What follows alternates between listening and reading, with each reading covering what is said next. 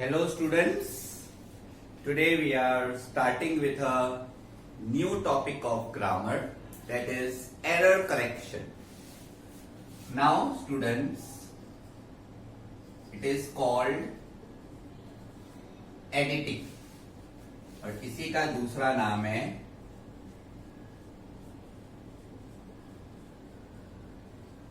Error correction. ठीक है, इसमें आपको क्या होगा मैं आपको बता देता हूं स्टूडेंट्स. इसमें one error will be given in each line of a paragraph, right? And you have to write the incorrect word and the correct word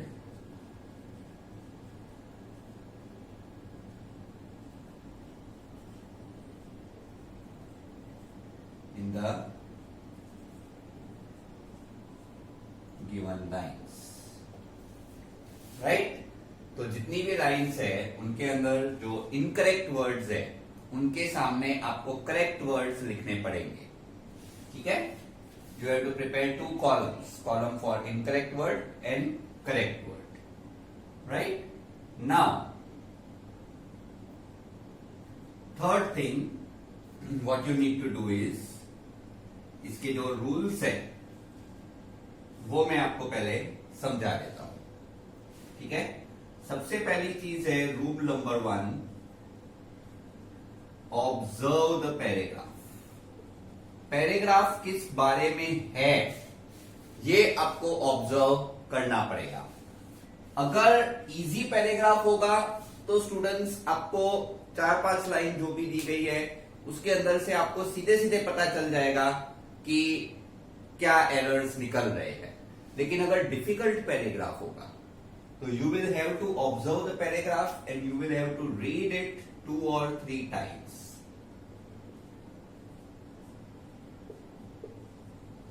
तो सबसे पहली चीज तो ये है, पूरे पैराग्राफ को 2 से 3 बार पढ़िए. उसमें एरर्स तो होंगे ही, एरर्स के साथ ही पढ़िए. ठीक है. Second thing, solve with logic and language. आपको जो आपने ग्रामर के अब तक के मतलब फर्स्ट स्टैंडर्ड से लेके 8th स्टैंडर्ड तक जितना भी आपका ग्रामर में लॉजिक और लैंग्वेज क्लियर है, लॉजिक मतलब आपका mental awareness regarding the grammar topics. Logic का मतलब होता है आप कितना मेंटली अवेयर हो ग्रामर टॉपिक्स के बारे में. कोई स्टूडेंट्स बोलेंगे सर हमें जरा भी नहीं आता, कोई स्टूडेंट्स बोलेंगे सर मुझे ऑलमोस्ट सब कुछ आता है, कोई बोलेगा मुझे आर्टिकल्स आते हैं टेंसेस नहीं आते, कोई बोलेगा मुझे नाउन प्रोनाउन आते हैं एडजेक्टिव नहीं आते.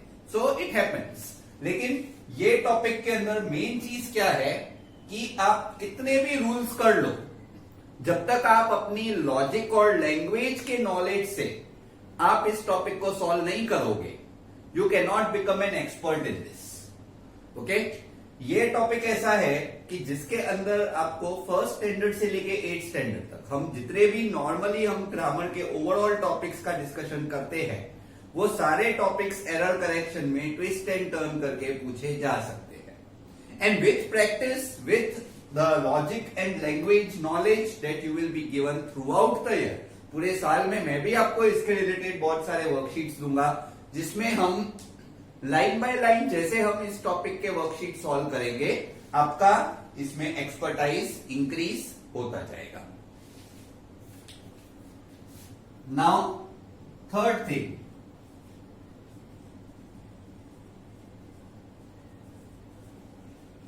Common types of errors. ये अपने बाद में लेते हैं, पहले आप इतना नोट डाउन कर लीजिए. Common type of errors we will take later on. आप पहले ये इतना नोट डाउन कर लीजिए students. And please note down carefully, no mistakes allowed.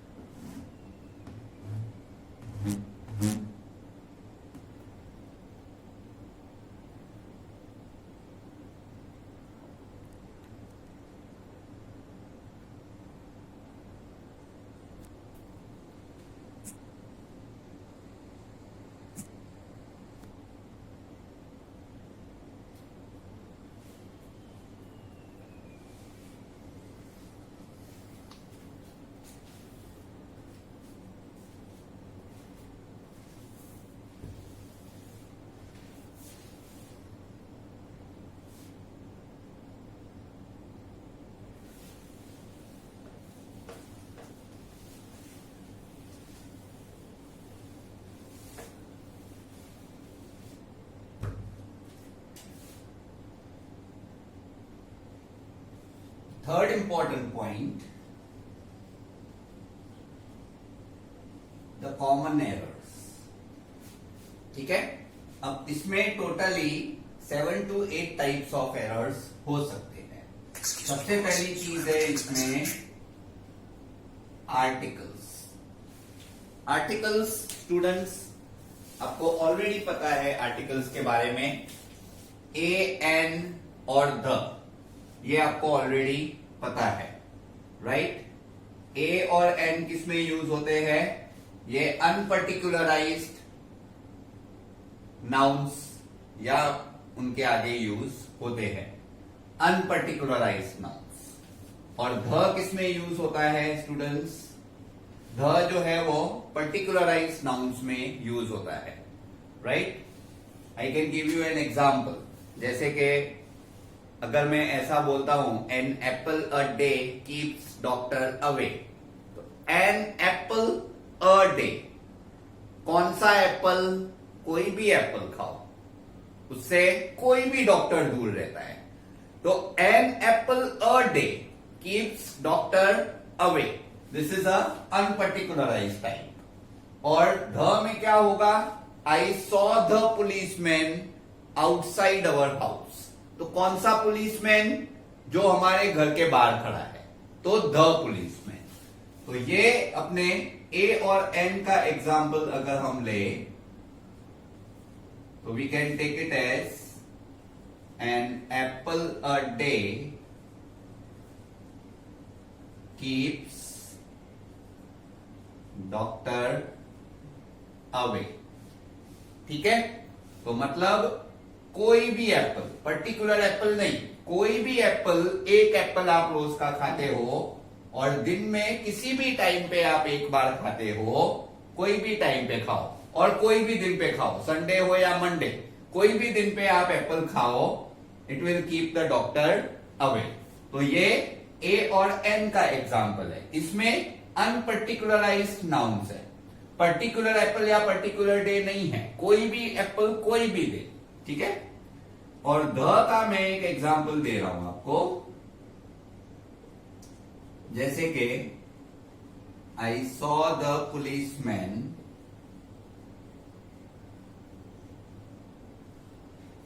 Outside our house. अब इसमें ये द पुलिसमैन क्यों आया?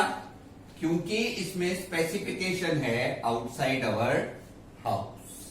ये कोई ऑर्डिनरी पुलिसमैन नहीं है, कोई भी पुलिसमैन नहीं है जो रास्ते में खड़ा है, हमारे घर के बाहर जो पुलिसमैन खड़ा है उसको मैंने देखा, तो पर्टिकुलर पुलिसमैन है। रास्ते में तो पुलिसमैन हर जगह दिखते ही है, अभी लॉकडाउन में तो कुछ ज्यादा ही दिखते हैं, तो वो होते तो उसमें से कोई एक को आपने देखा होता तो आप अ पुलिसमैन कहते, लेकिन आपके घर के बाहर अगर पुलिस वाला है तो ये थोड़ी अलग बात हो जाती है, क्योंकि सोसाइटी में पुलिस का आना that is a different thing. तो ये पर्टिकुलराइजेशन है, तो उसलिए उसमें ध आया। ठीक है, इसमें ए और एन आपको ऑलरेडी पता है, a is used for consonant sound and an is used for vowel sound, correct. Vowel sounds के आगे एन यूज होता है, कॉन्सोनेंट साउंड के आगे ए यूज होता है। ध के कुछ अदर यूजेस भी है, जैसे कि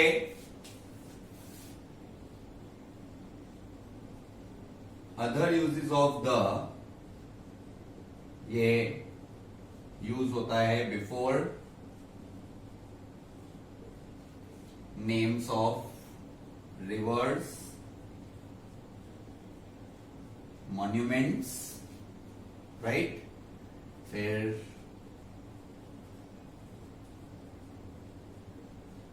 natural elements, books, this you already know. इसके अलावा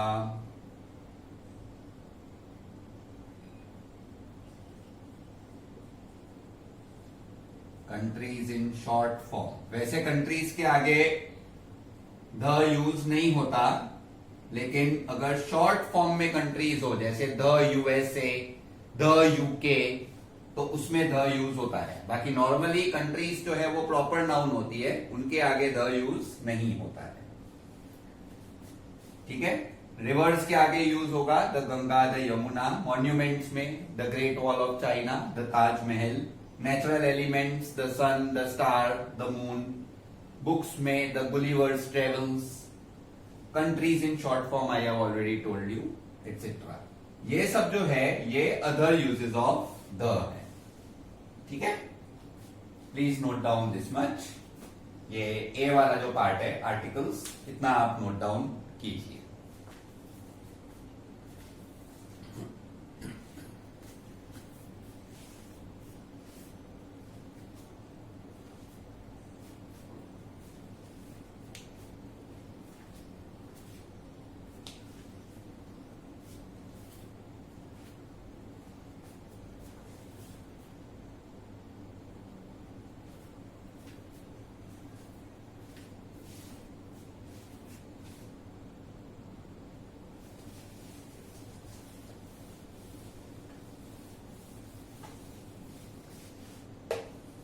Now, the second thing that can be a common error, it is tense. अब स्टूडेंट्स टेंस का रूल कैसा है? The whole paragraph will mostly be in any one tense, past, present or future. Secondly,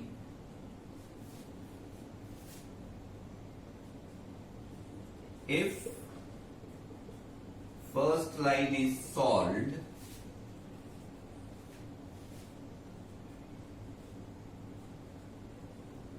take that tense as the correct tense for all the lines.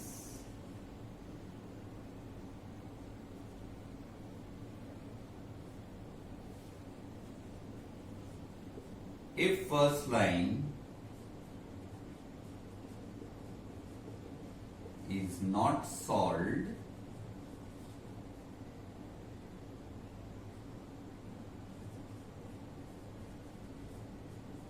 assume the tense of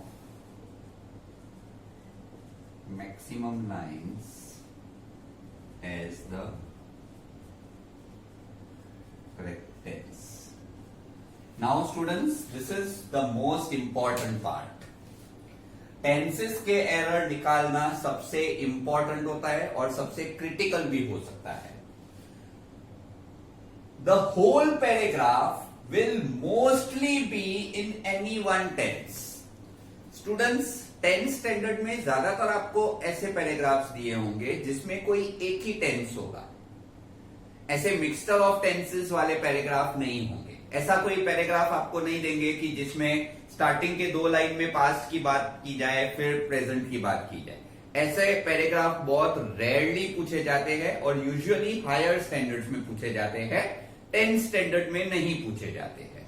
तो आपको जो paragraph दिया जाएगा वो mostly कोई एक particular tense का होगा।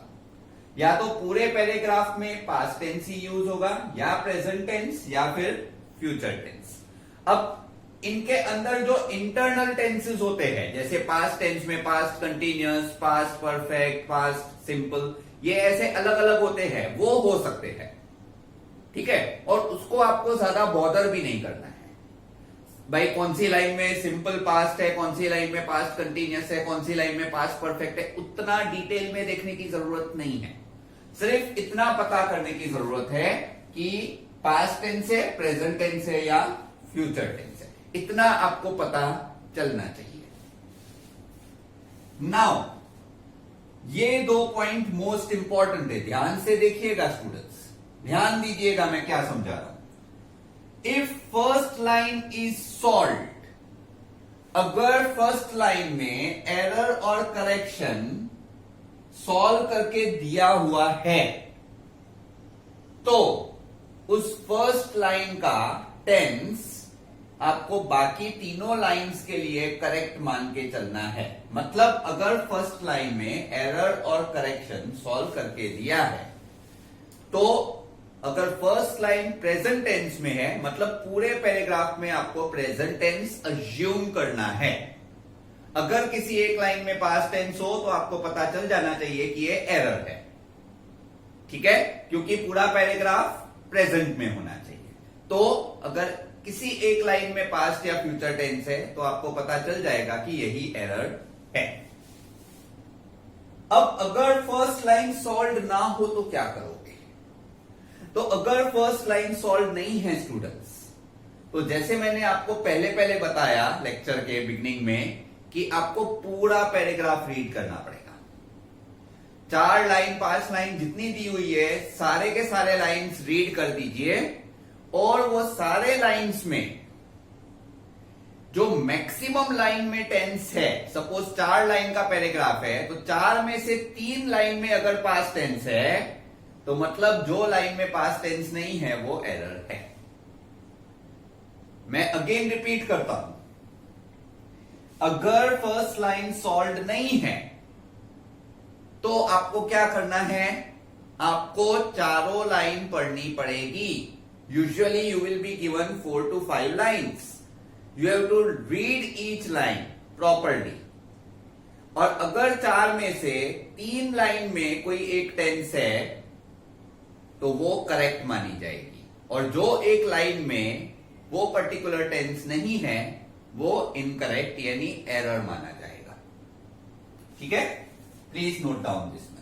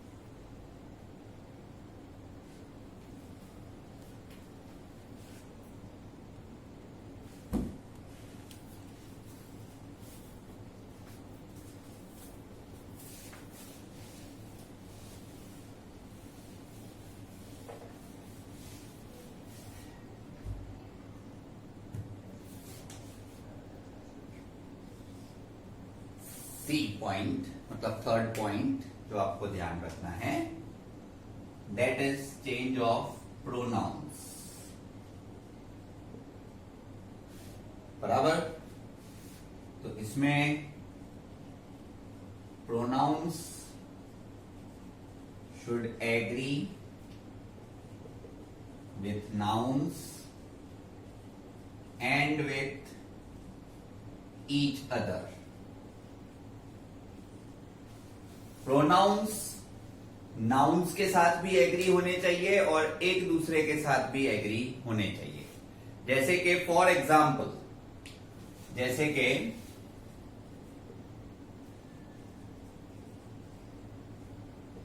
Gandhi ji is the father of the nation. He has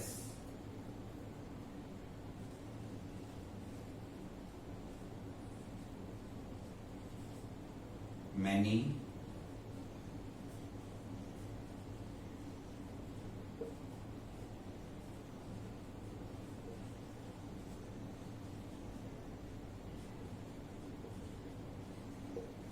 अब यहां पे देखिए स्टूडेंट्स, ये ही जो है और ये हिम जो है ये किसके लिए है?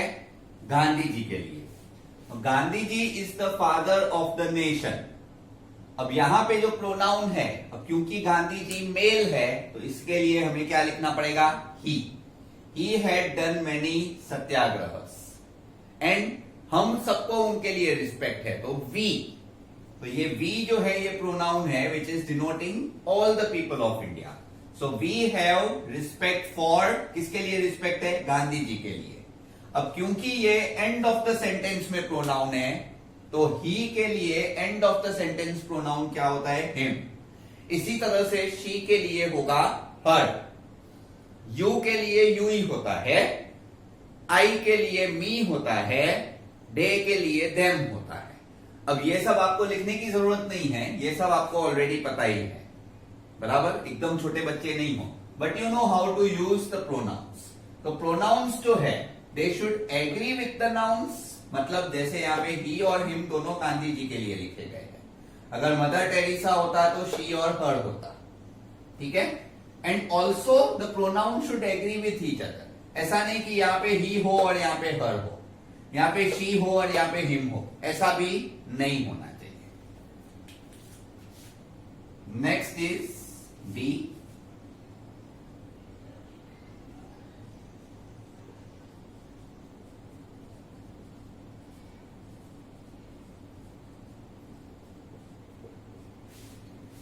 सब्जेक्ट वर्ब एग्रीमेंट, ठीक है।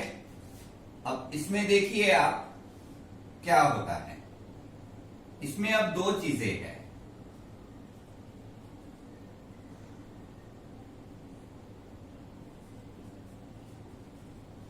ऑक्सिलरी वर्ब्स अगर हो तो उसमें सिंगुलर नाउन ही, शी और इट, इनके साथ लगता है इज, वॉज या फिर हैज, करेक्ट। हैड लग सकता है, विल भी लग सकता है,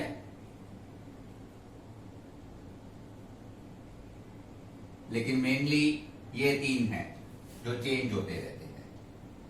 और अगर प्लूरल नाउन है या फिर वी है, यू है,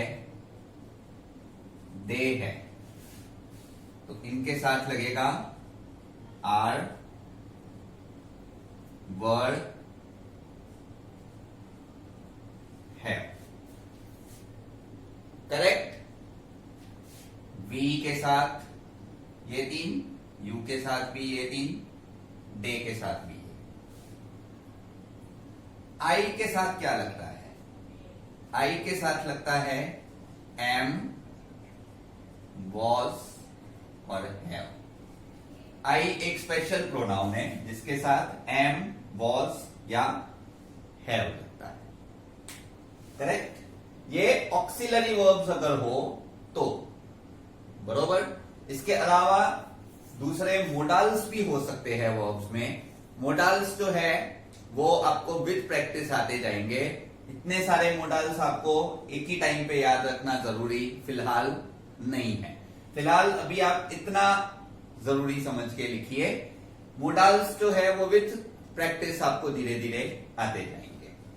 अब दूसरी चीज है, सपोज अगर ऑक्सिलरी वर्ब ना हो तो मेन वर्ब अगर हो, if there is no auxiliary verb, main verb, तो उसमें क्या होगा? सपोज जैसे कि एक डॉग है तो उसके साथ वर्ब क्या होगा? बार्क्स। और बहुत सारे डॉग्स हैं तो उसके साथ वर्ब क्या होगा? बार्क। स्टूडेंट्स, ये फर्क समझना बहुत जरूरी है। अ डॉग बार्क्स, तो अगर डॉग सिंगुलर है, सामने वर्ब प्लूरल फॉर्म में है। डॉग्स यानी अगर नाउन प्लूरल है तो सामने वर्ब सिंगुलर फॉर्म में है। ये कब होता है? जब मेन वर्ब होता है। ऑक्सिलरी वर्ब्स का ये रूल है।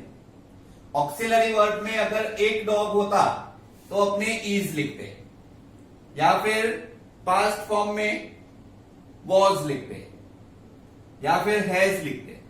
प्लूरल मतलब बहुत सारे डॉग्स होते तो हम आर लिखते, या वर्ड लिखते, या हैव लिखते। लेकिन जब मेन वर्ब है तो सिंगुलर डॉग के आगे प्लूरल वर्ब लगेगा, और प्लूरल डॉग्स के आगे सिंगुलर वर्ड लगेगा। Students please note down this much. यहां पे एक और एग्जांपल आप समझ सकते हो, a bird flies and birds fly. अगर एक बर्ड है तो फ्लाइज, बहुत सारे बर्ड्स है fly. That is also an example.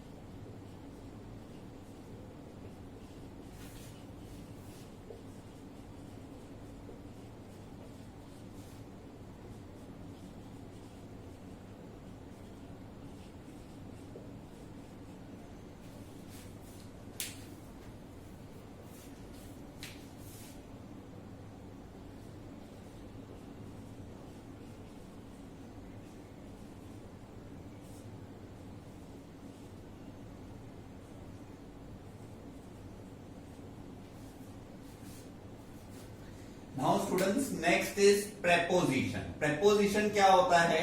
Relation of verb with object denote करता है। ये स्टूडेंट्स हमने पहले भी देखा है कि यहां पे इस सेंटेंस में जैसे कैट है, कैट ने क्या किया है? बैठी है, मतलब सैट। ऑब्जेक्ट है टेबल, तो सेट और टेबल के बीच में जो रिलेशन बताए उसको हम कहते हैं प्रेपोजिशन। मतलब कैट के बैठने की position with respect to the table. अगर टेबल के ऊपर बैठी है तो ऑन द टेबल, टेबल के नीचे बैठी है तो अंडर द टेबल, बाजू में बैठी है तो नियर द टेबल। ठीक है? और अगर टेबल के पास में बैठी है, मतलब साइड में बैठी है, तो बिसाइड्स, ये भी आ सकता है। ये सारे क्या है? प्रेपोजिशंस है। स्टूडेंट्स प्रेपोजिशंस की लिस्ट इतनी लंबी होती है कि अगर मैं सारे प्रेपोजिशंस लिखते जाऊं ना, पूरा बोर्ड भर जाएगा। ठीक है? एंड इतने सारे प्रेपोजिशंस अभी लिखना जरूरी नहीं है, वरना आपका ध्यान एरर करेक्शन की जगह पे प्रेपोजिशंस में ही घूमता रहेगा। ठीक है? So we are not going into very details about how to use the prepositions. That we will do while we are solving the worksheets. अब नेक्स्ट है जो इसमें एरर आ सकता है, that is conjunctions.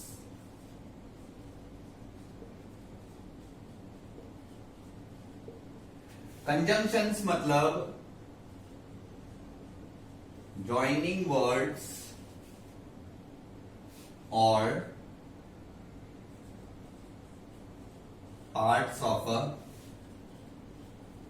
sentence. ये दो तरीके से यूज होते हैं कंजंक्शंस। या फिर सेंटेंस के पार्ट्स को ज्वाइन करते हैं या फिर वर्ड्स को ज्वाइन करते हैं। जैसे कि Ram and Shyam are friends. तो यहां पे ये एंड यूज हुआ। दूसरा है he ran fast and caught the train. यहां पे भी एंड यूज हुआ, लेकिन फर्क देखिए, यहां पे राम और श्याम ये दो वर्ड्स को एंड ज्वाइन कर रहा है, और यहां पे ही रैन फास्ट एक पार्ट ऑफ द सेंटेंस है, कॉट द ट्रेन ये भी इस पूरे सेंटेंस का पार्ट है। इन दोनों क्लॉजेस को एंड ज्वाइन कर रहा है। So this is the difference students which you are suppose to notice. अब इसमें कुछ कॉमनली यूज्ड कंजंक्शंस है।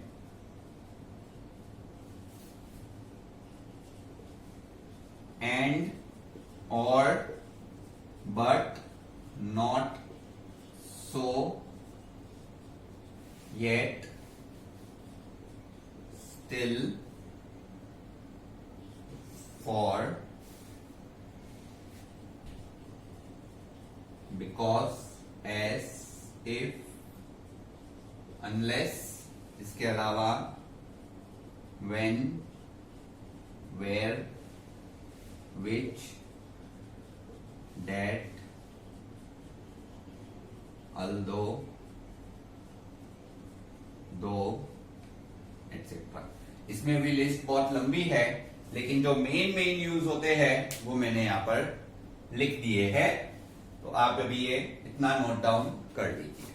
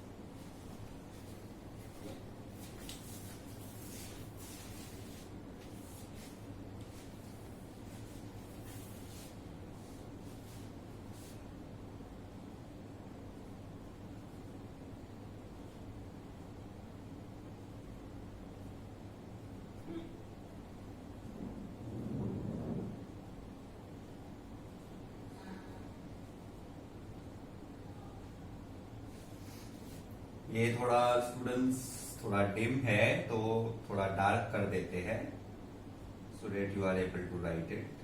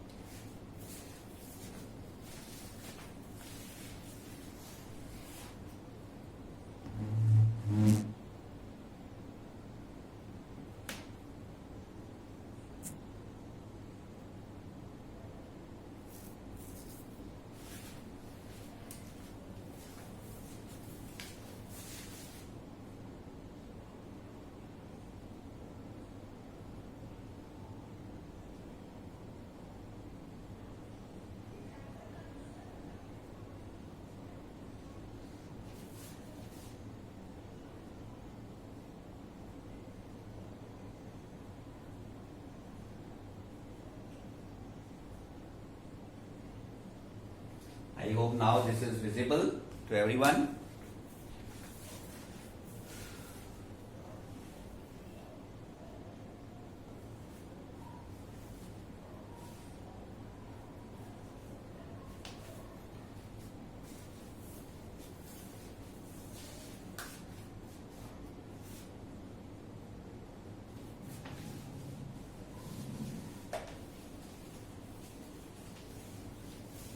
Now let us go to the last part, students.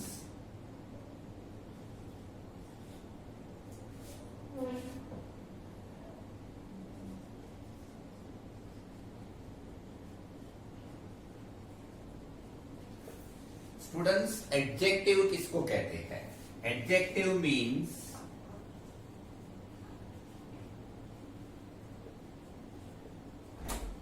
It is a word that describes a noun, right? अब इसका जो form होता है ये थोड़ा अलग हो सकता है, बराबर। एग्जाम्पल जैसे कि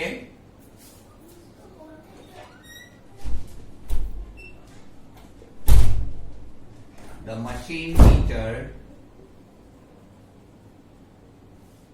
taught the students।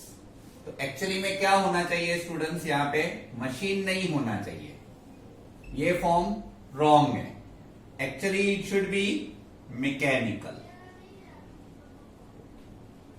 The mechanical teacher taught the students. तो ये इस तरह के एरर्स आ सकते हैं। मतलब इस तरह का टीचर मैकेनिकल टीचर, लेकिन मशीन लिखा है, तो ये एडजेक्टिव का फॉर्म रॉन्ग है। एडजेक्टिव उस वर्ड को कहते हैं जो नाउन को डिस्क्राइब करे, तो ये एरर हो सकता है। इस तरह के एरर्स आ सकते हैं।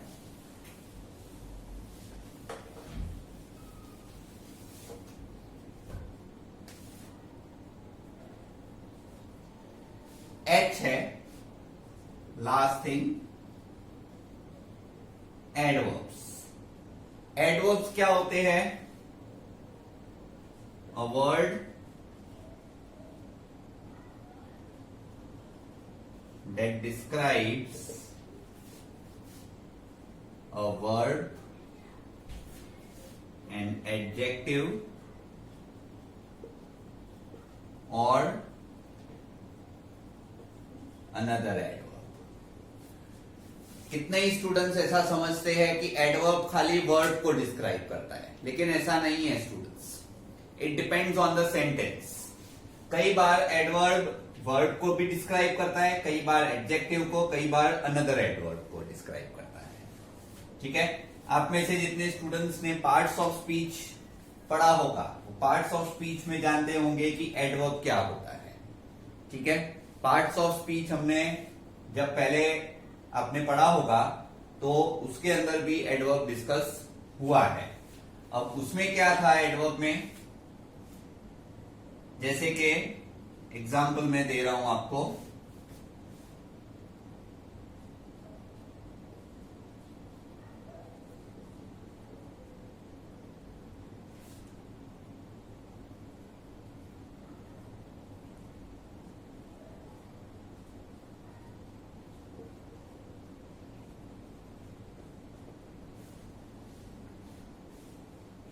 अब यहां पे ये जो फास्ट है ये एडवर्ब है, और ये किसको डिस्क्राइब कर रहा है?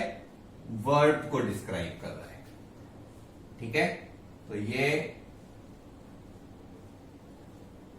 This is the adverb which describes verb. दूसरा एग्जाम्पल लेते हैं, द कार और द ट्रेन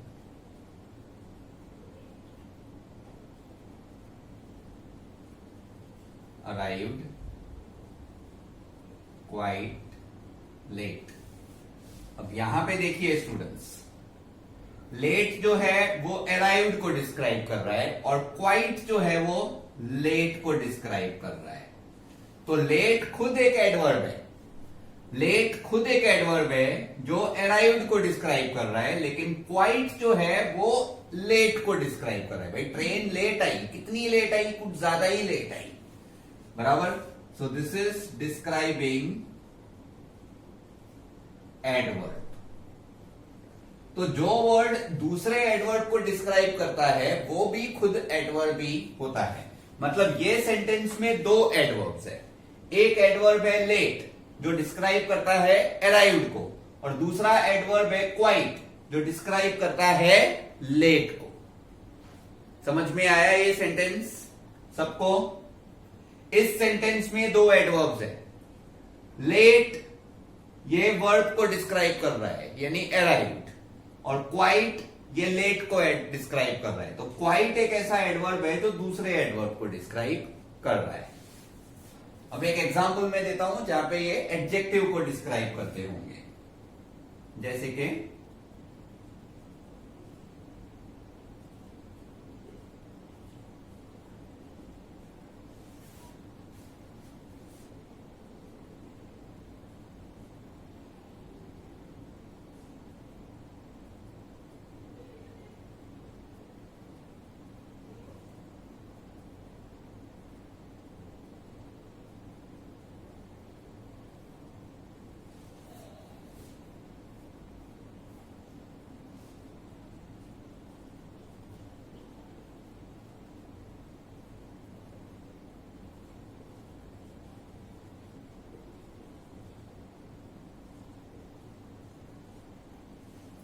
अब देखिए students, it was a very beautiful place. अब प्लेस जो है ये नाउन है, ब्यूटीफुल नाउन को डिस्क्राइब कर रहा है, मतलब ये एडजेक्टिव है। और कितना ब्यूटीफुल? ये वेरी, ये एडवर्ब है। अब ये एडजेक्टिव को डिस्क्राइब कर रहा है। प्लेस नाउन है, नाउन को जो डिस्क्राइब करता है वो एडजेक्टिव, एडजेक्टिव को ये वेरी डिस्क्राइब कर रहा है, तो ये एडवर्ब है, राइट। So, इसमें ये it is describing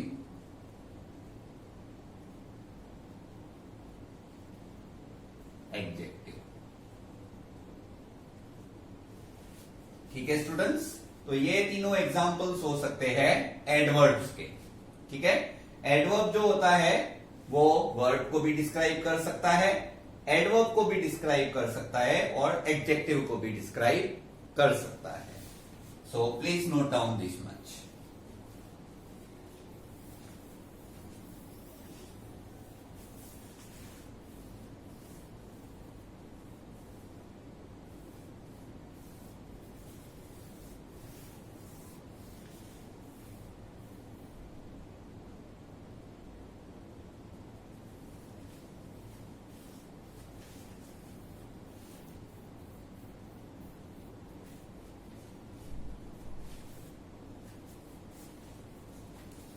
Now students, after this lecture, in a couple of days you will be given a worksheet which you have to solve before your next lecture. ठीक है, आज के lecture के बाद आपको एक वर्कशीट दी जाएगी। Probably by tomorrow you will get a worksheet, और वो वर्कशीट जो है वो आपको मैक्सिमम 1 और 2 डेज में सॉल्व कर देनी है, क्योंकि उसके आंसर्स जो है वो मैं नेक्स्ट लेक्चर में डिस्कस करने वाला हूं। You have to keep that worksheet with you open in the next lecture. ठीक है students, so see you till then, it's a good bye.